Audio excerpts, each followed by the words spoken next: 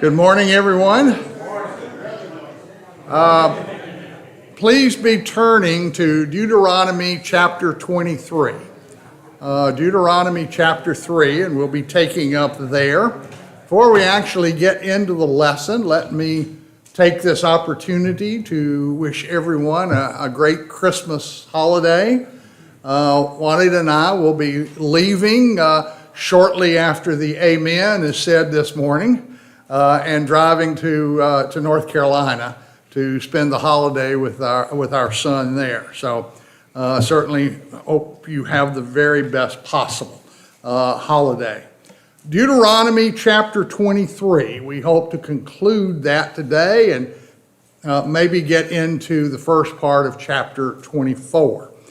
Someone read verses 21 through 23 for us, please.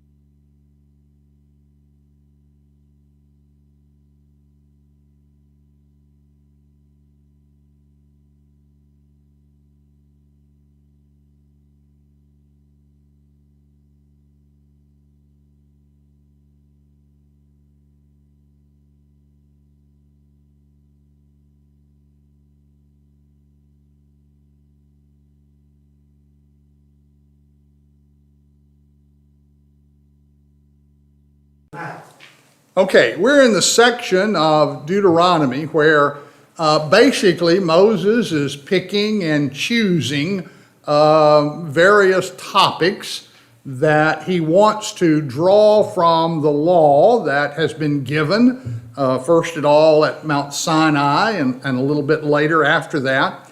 And he wants to tell them how to apply that law to certain situations that are developing or could develop in the land of Canaan.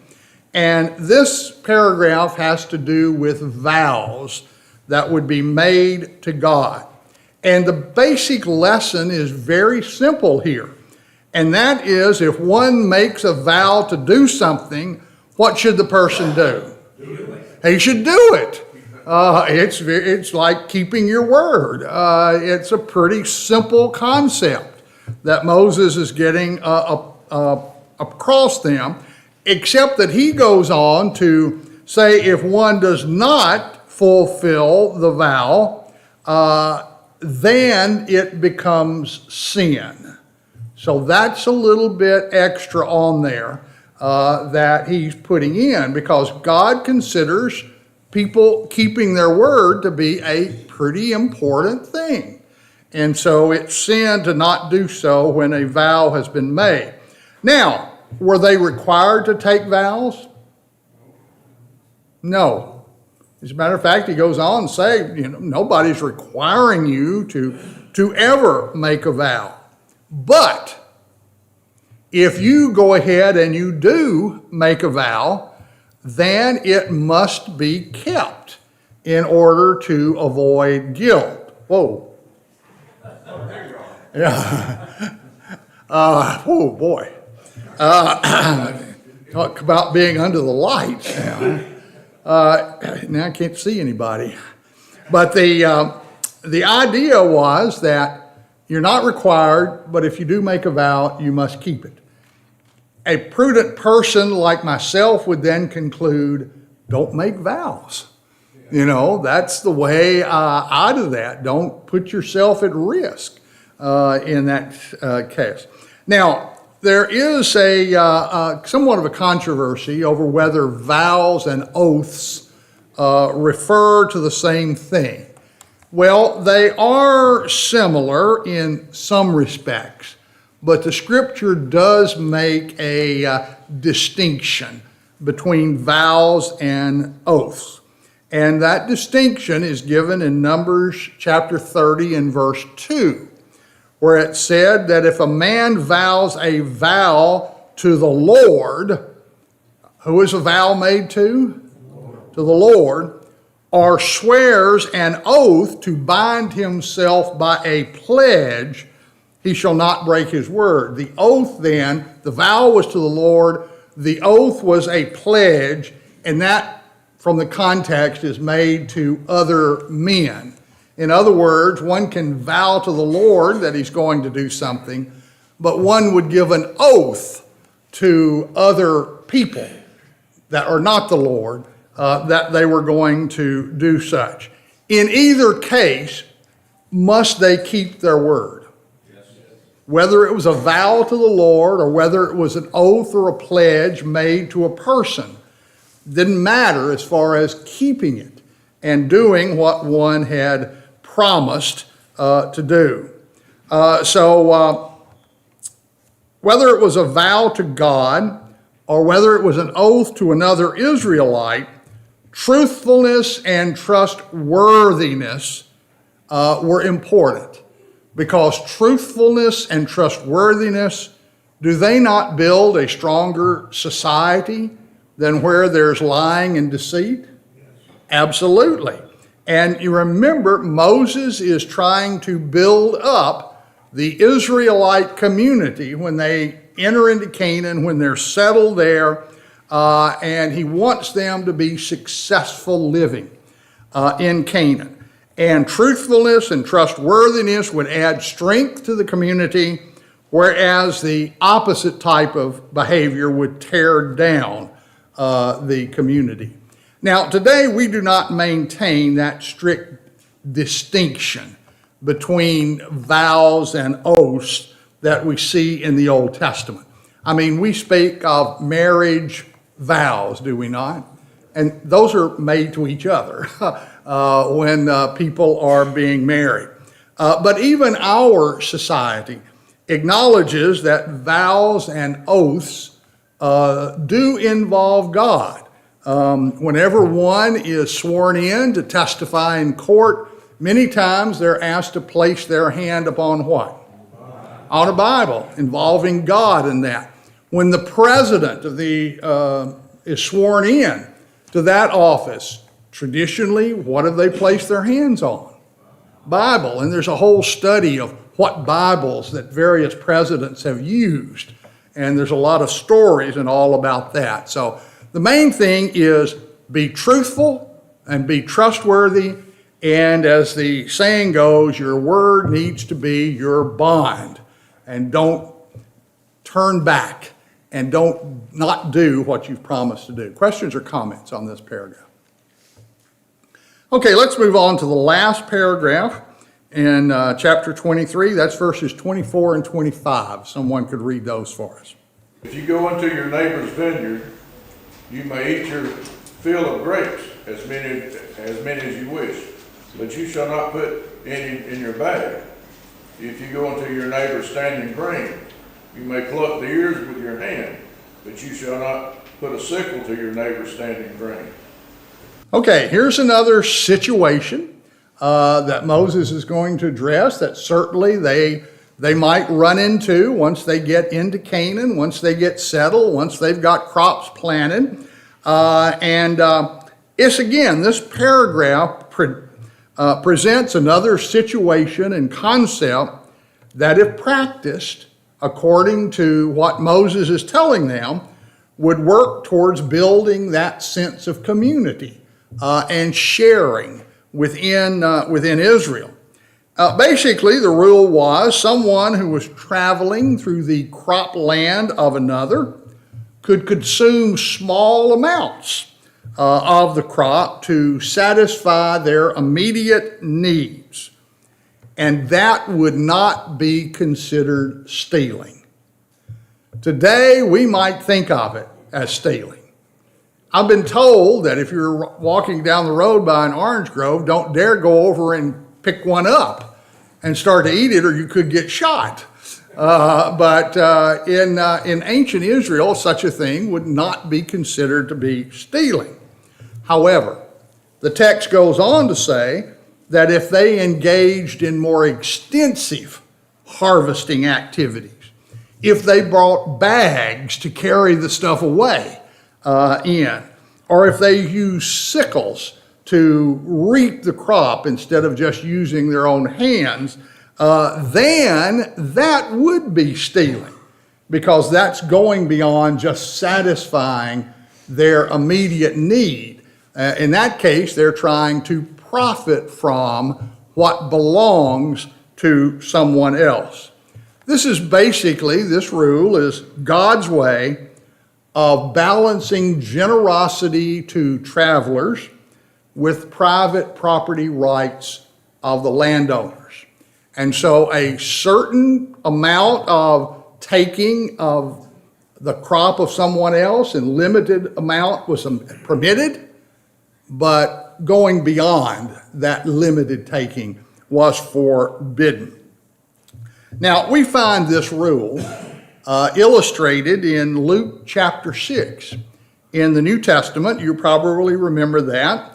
Jesus and his disciples were passing through a field, and we find that the disciples pick a few heads of grain in the field, and then they rub them together in their hands to get the husks off of the actual grain, and then they ate the grain.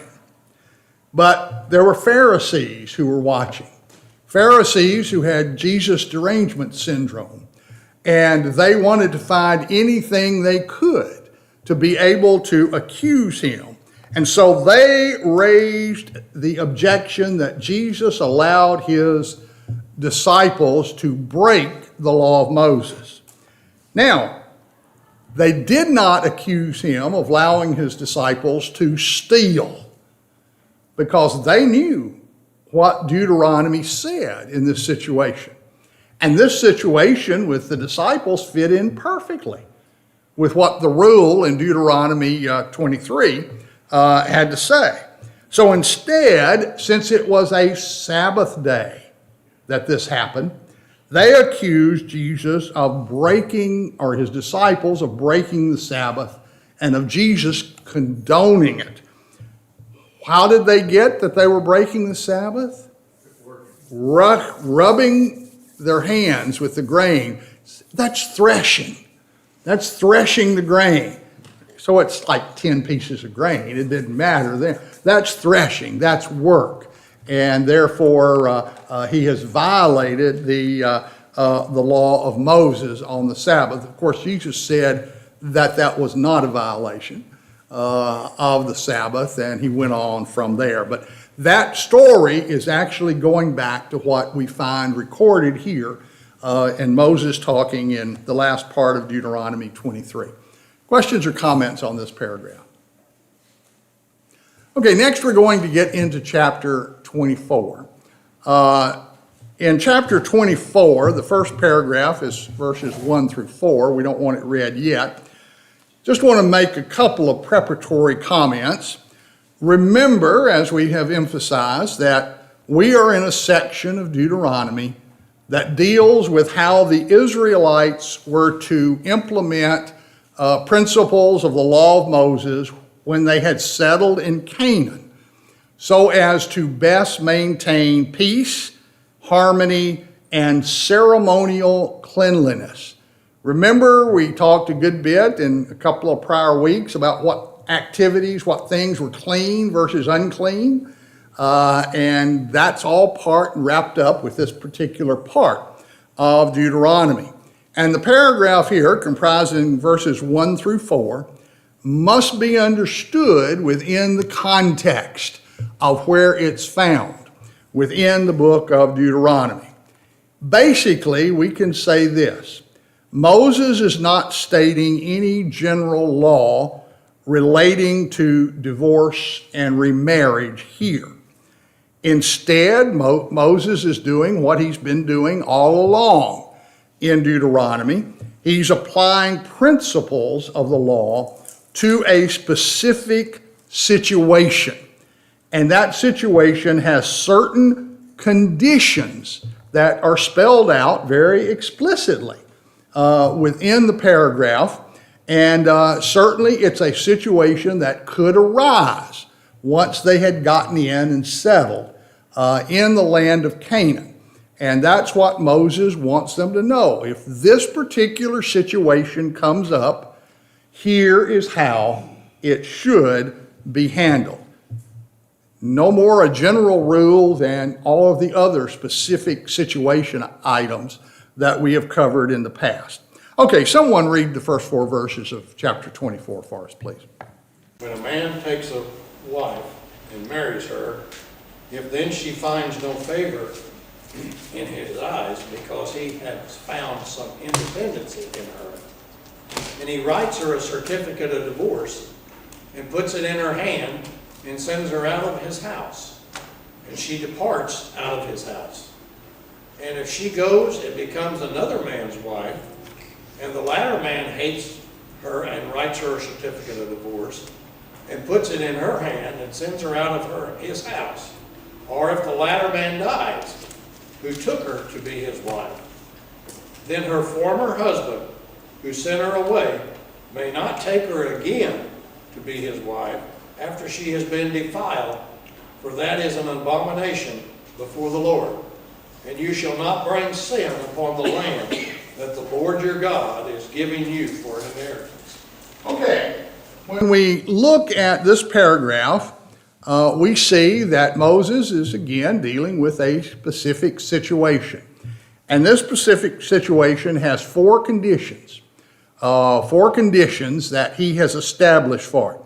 The first condition is that a man marries a woman.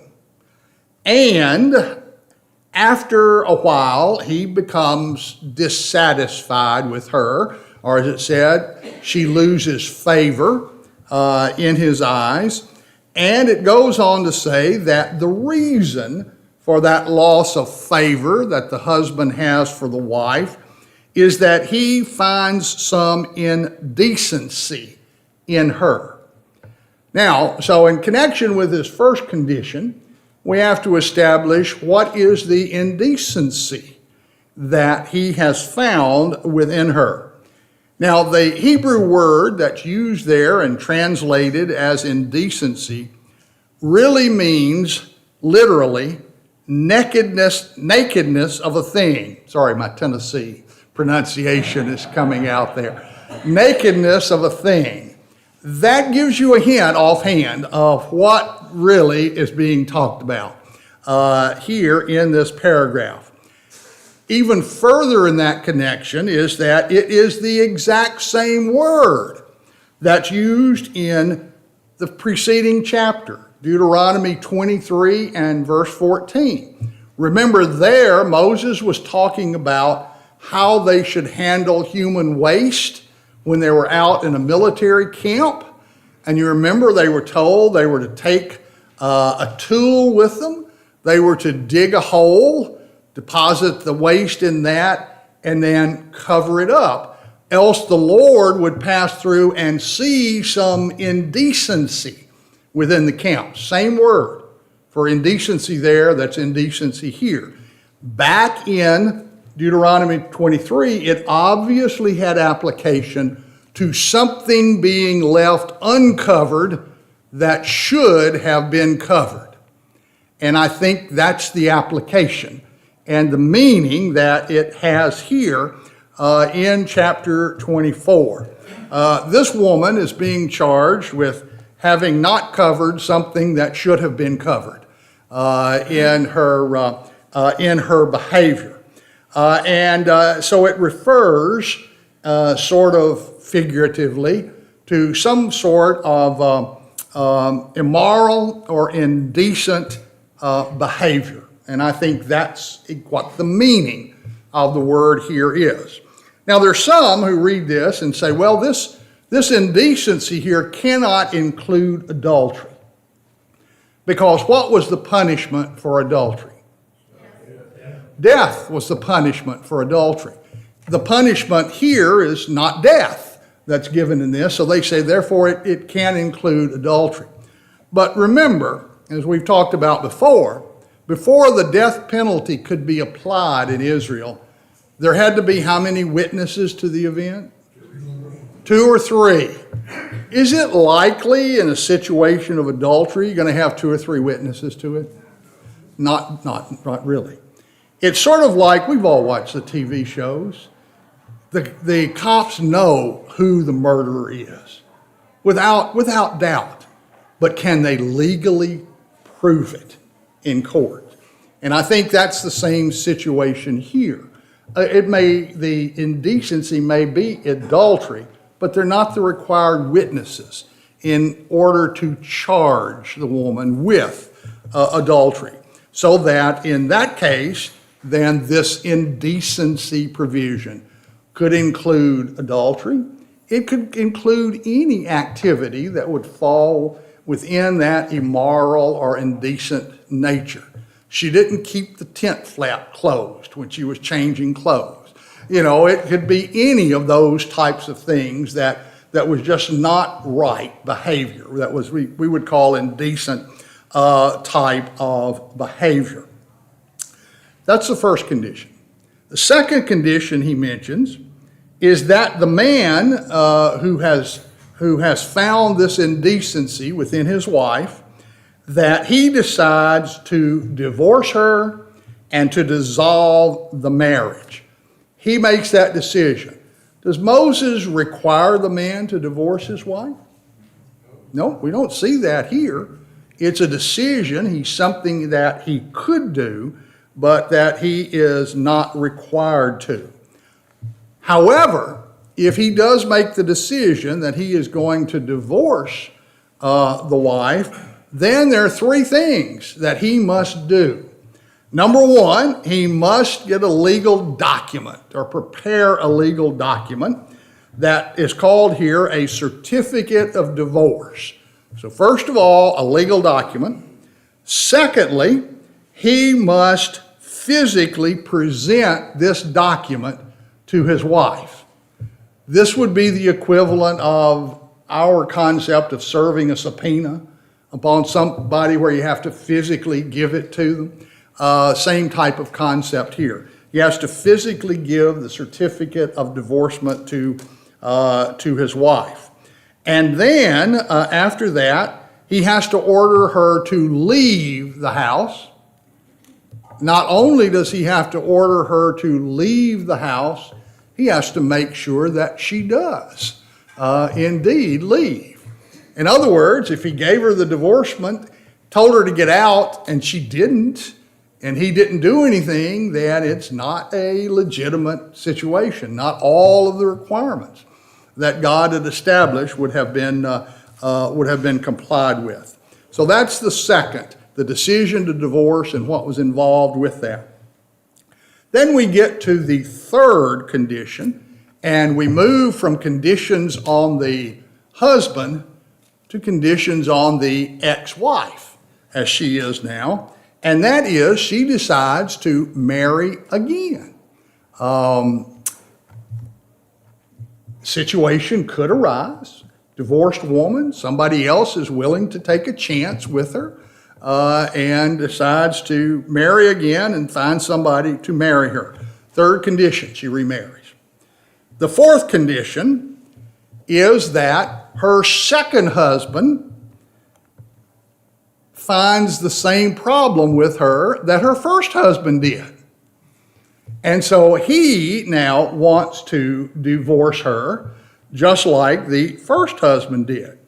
And if he goes through the same process that would apply, then he would divorce her and she would become an unmarried woman again. Or, even if that doesn't happen, if the second husband is hunky-dory with her and likes her, but he dies, then she still becomes an unmarried woman again. Either case, through the death of the second husband or through a divorce by the second husband, she becomes unmarried again. So those are the four conditions.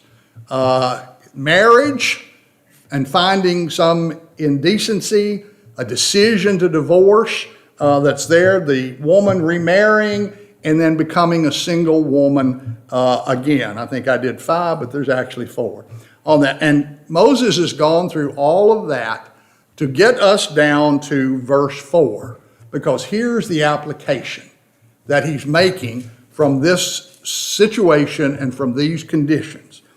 And that is that the first husband is prohibited from remarrying the woman. That's the takeaway on all of this. That's the conclusion. If these conditions are met, then here's what the conclusion is. The first husband cannot remarry the woman that he divorced for that.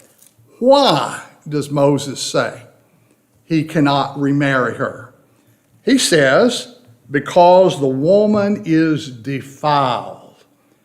Or, as we would say, and what we've been studying and the language we've been using, the woman is unclean to him.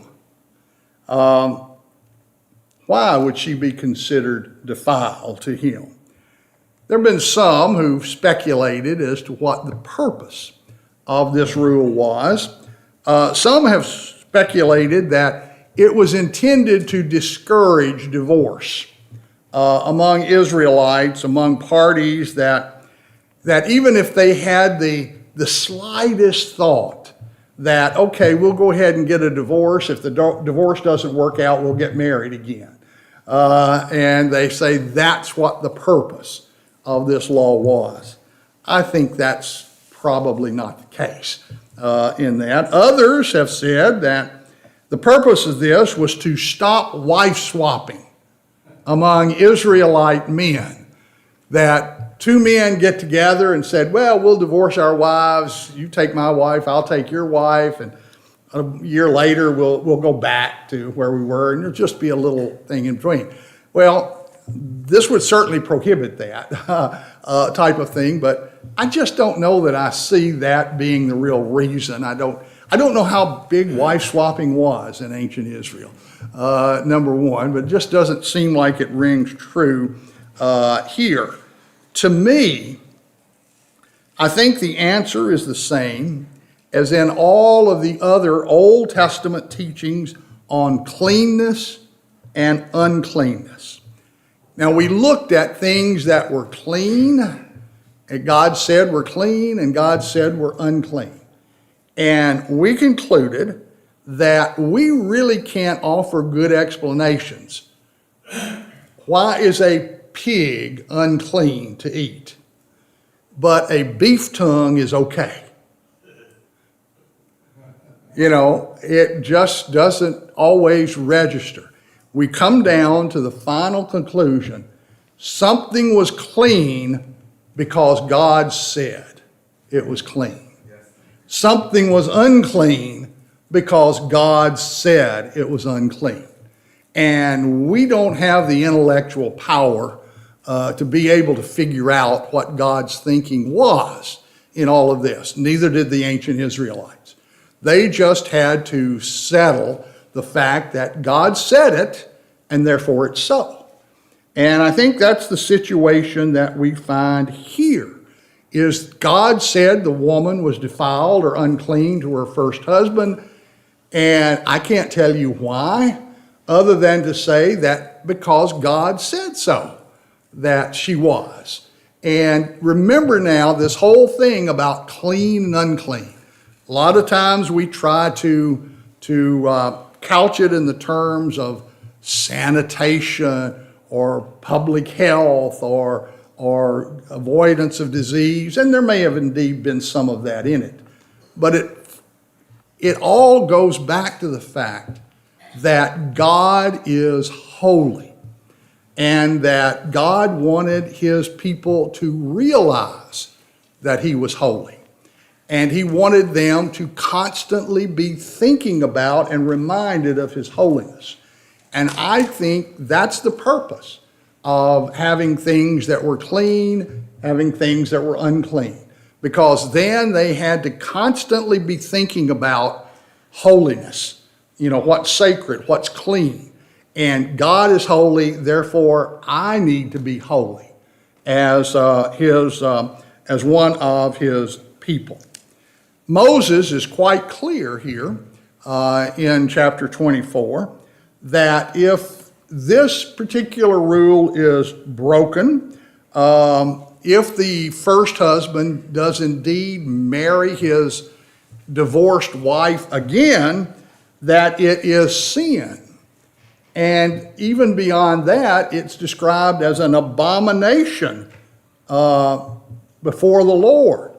And it will have a negative impact upon the land that God is giving to them. Again, those are the types of language that's used in many cases with the clean, unclean designation, and I think that supports the idea of the clean and unclean situation here. Interestingly enough, in the Quran, Muhammad, who takes a lot of the Old Testament and sort of twists it a bit, outlines this same type of situation, except he puts it a little different spin on it. Whereas here, the first husband could not marry the divorced wife if she had been married in the interim. In the Quran, the first husband could only remarry his divorced wife if she had been married.